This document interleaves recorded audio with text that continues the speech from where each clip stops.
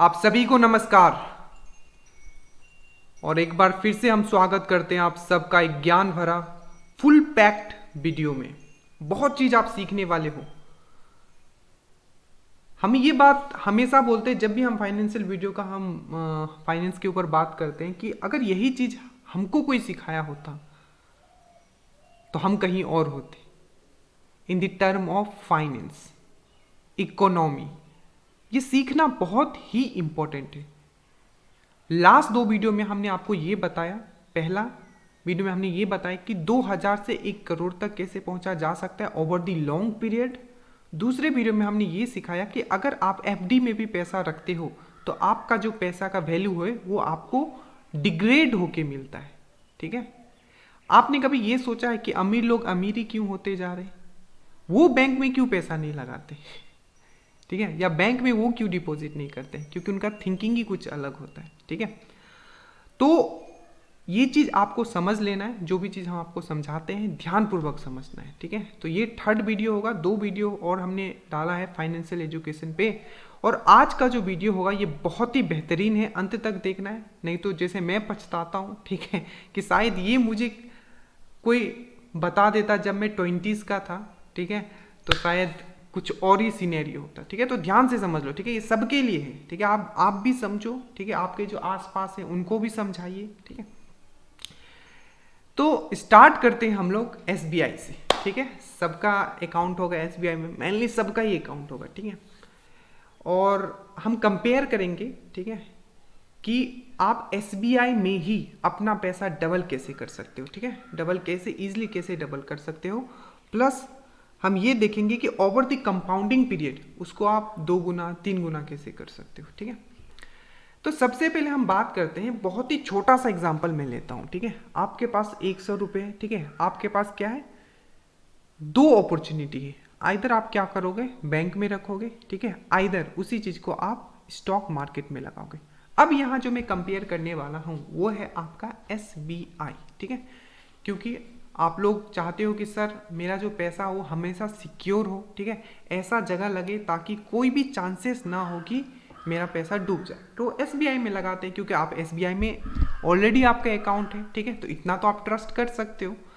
तो एसबीआई में आपने 100 रुपया लगाया। अब ध्यान से समझना, जो भी मैं कैलकुलेशन थोड़ा बता रहा हूँ, चीज़ें जो समझा रहा हूँ उसको आप ध्यान से समझना। ठीक है, और सबसे पहले मैं एक बात बता दूं कि अभी जो डीमेट अकाउंट है, मतलब अगर डीमेट अकाउंट के बारे में हमने बताया कि स्टॉक में अगर आपको पैसा लगाना है तो उसके लिए आपको डीमेट अकाउंट होना पड़ेगा। ठीक है, और वो डीमेट अकाउंट का लिंक हमने दे दिया है। अभी ये फिर से फ्री में हो रहा है। कुछ दिन पहले ये I think they were charging some amount 250 ऐसे चार्ज भी मांगे, तो आपको सबसे पहले तो डीमेट अकाउंट खोल लेना है। ठीक है, आप यहाँ लाखों और करोड़ों में जब कमाने वाले हो तो ठीक है, तो 250 तो बेयर कर सकते हो इतना। तो सबसे पहले मैं नीचे लिंक दे दूंगा डीमेट अकाउंट का। कुछ भी प्रॉब्लम होगा बताइएगा। सबसे पहला पॉइंट है आपको वो खोलना है, तभी आगे आप प्रोसेस कर पाओगे। बहुत लोगों ने खोल लिया है, बहुत लोगों ने इन्वेस्टमेंट भी चालू कर दिया। जिन्होंने कर लिया है कुछ प्रॉफिट्स में भी होंगे। ठीक है, बट शॉर्ट टर्म में ये नहीं देखना है कि सर प्रॉफिट हो गया तो निकाल लूँ, ठीक है, लॉस हो गया तो बेच दूँ, ऐसा नहीं सोचना है। ठीक है, इन्वेस्टमेंट मतलब होता है लॉन्ग पीरियड, तभी आप उसका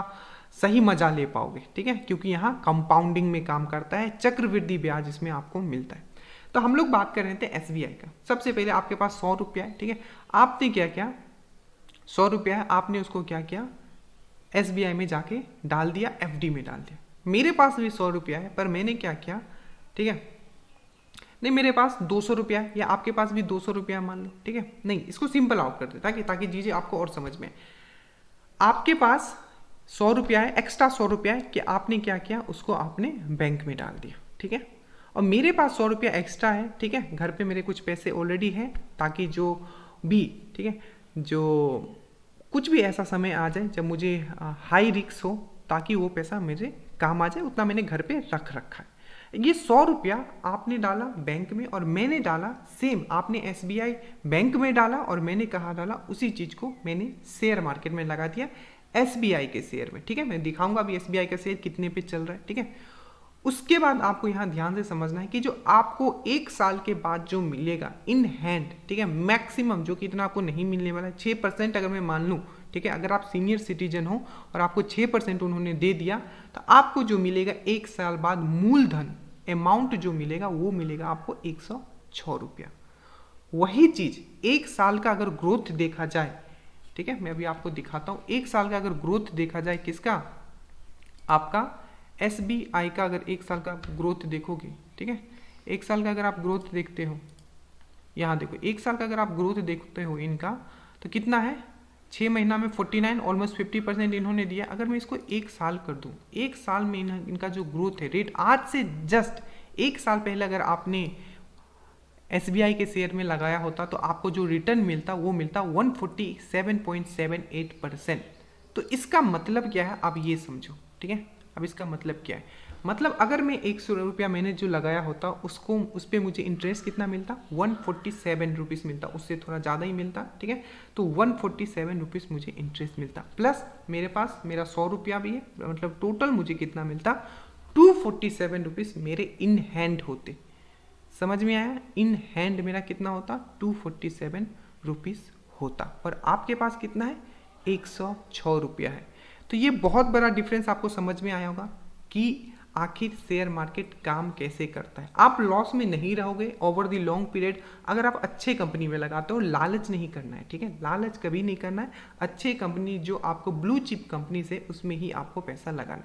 अब दूसरा कंडीशन, अब क्या हुआ, उसी चीज की जगह आपने 1,000 रुपया आपने बैंक में रखा SBI में, और उसी चीज को हमने क्या किया, SBI का जो 1,000 रुपया मैंने शेयर में लगा दिया, ठीक है। तो जो मुझे 1 साल के बाद मिलेगा वो कितना मिलेगा, उसका 147% मिलेगा। मतलब कितना मिलेगा, जो 1,000, मतलब टोटल जो मेरा अमाउंट होगा, मैं टोटल अमाउंट का बात करता हूँ, जो मेरा टोटल अमाउंट होगा वो 2,500 से भी ज़्यादा होगा, मतलब 2,500 से मुझे ज़्यादा मिलने वाला है अगले साल। और आपने अगर 1,000 रुपया डाला है, ठीक है, तो उसका आप 6% निकालो, बस उतना ही आप गेन करने वाले हो ओवर दी 1 साल पीरियड, ठीक है। 1,000 पे आपको 1,000 का 10% निकालोगे तो कितना मिलेगा आपको, 100 मिलेगा, ठीक है। और उसका 1% कितना होता है आपका, 10 रुपया होता है, तो 60 रुपया आपको मिलेगा, मतलब 1,060 रुपया आपको 1 साल के बाद मिलेगा, ठीक है, आप अगर बैंक में रखते हो तो, ठीक है। और वही अगर आप शेयर में रखते तो आपको कितना मिलता है, 2,500, ऑलमोस्ट एवरेज 2,500 आपको रुपया मिल जाता। तो चीज़ें आप समझ रहे हो।